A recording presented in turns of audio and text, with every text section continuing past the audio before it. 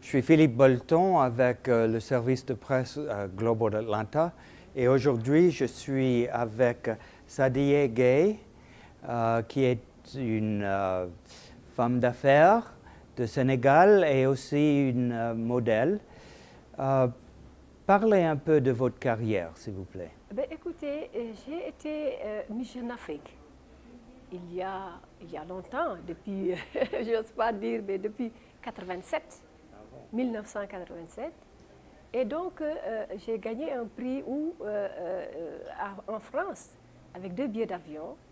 Et il y avait des séances de photos qui devaient être organisées chez M. Yves Saint-Laurent. Et il m'a vu, il a demandé à ce que je reste pour ses collections. Et ça a démarré simplement comme ça. Alors, en partant de là, on m'a demandé un peu partout. J'ai travaillé ici aux États-Unis, en Angleterre, au Japon, en Allemagne. Et comme on me payait beaucoup d'argent, j'ai dit, je reste 10 ans.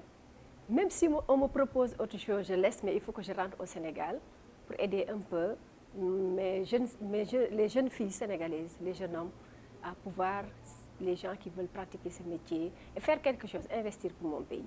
Et donc, c'est ce que j'ai fait. Donc, je suis rentrée au Sénégal, 10 ans de carrière, je suis rentrée, et j'ai ouvert un grand complexe de mode de 2000 m², où il y a un institut, une école de design, une école pour apprendre à faire la coiffure, pour apprendre à coudre, et pour apprendre aussi, je veux dire, le mannequinat, le modèle. Est-ce que c'est à Dakar? C'est à Dakar. C'est pas loin du monument de la Renaissance qu'on parlait. De chez moi, on voit le monument. Et dans un quartier, dans un bon quartier, je veux dire, résidentiel.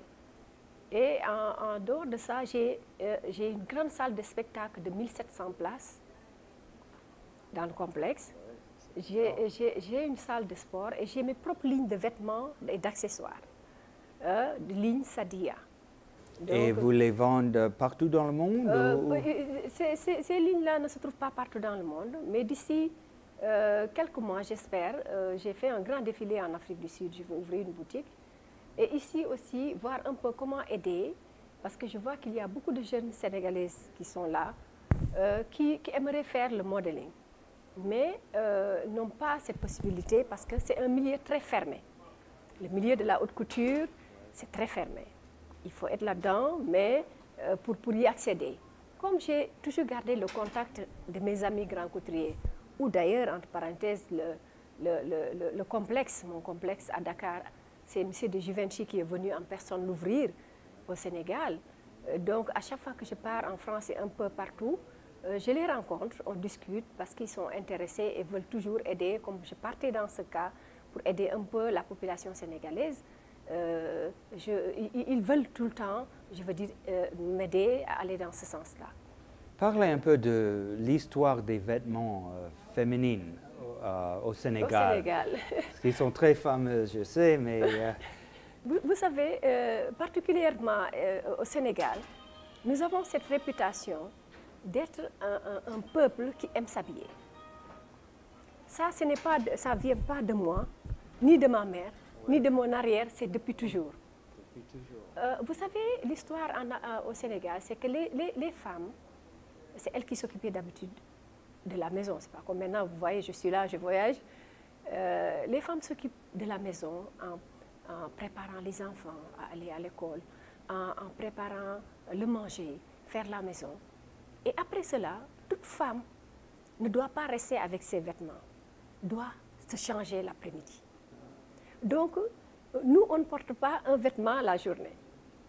Ça a tendance à changer parce que les femmes sont des femmes d'affaires maintenant, n'ont pas le temps. Mais c'était comme ça. On ne voit jamais une femme, il y en a même qui portaient 3 le soir quand leur mari descendait, ils portaient un autre vêtement.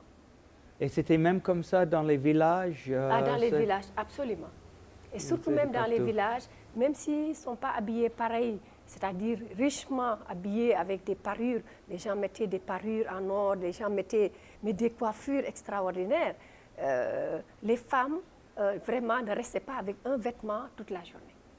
Combien d'étudiants est-ce que vous avez chez vous dans cette... Dans cet institut, écoutez, moi j'ai formé, parce que je l'ai ouvert en 1997, mai 97. pratiquement tous les grands designers du Sénégal, les jeunes, ont été formés par le complexe Sadia. Depuis que on a créé dans plusieurs domaines, on a au moins plus d'une centaine qui sont sortis et qu'on essaye de voir comment les insérer. Il y a énormément de salons de coiffure, des jeunes filles qui ont ouvert leur salon de coiffure. Il y en a qui ont quand même ouvert leur petite affaire de design parce que la mode bouge énormément au Sénégal. Vraiment, c'est incroyable. On ne se croyait pas dans un pays en voie de développement. Et ça, je trouve que c'est assez important pour moi, qui était mannequin chez les grands couturiers et qui suis rentrée à la maison pour essayer de faire quelque chose. Ce n'est pas évident. Il faut se dire la vérité. Ce n'est pas évident, mais rien n'est facile, je trouve. Hein. Est-ce que la maison Givenchy vous aide ou pas? Écoutez, la maison Givenchy, que ce soit Givenchy, Yves Saint Laurent, Christian Dior, j'ai ces contacts avec ces gens-là, et particulièrement M. Hubert de Givenchy, que j'ai eu d'ailleurs avant-hier au téléphone. J'ai créé une fondation, une association pour aider les enfants qui n'ont pas de parents. Et il est en train de vendre, ici ça va se faire aux États-Unis, parce que c'était lui le président de Christie's.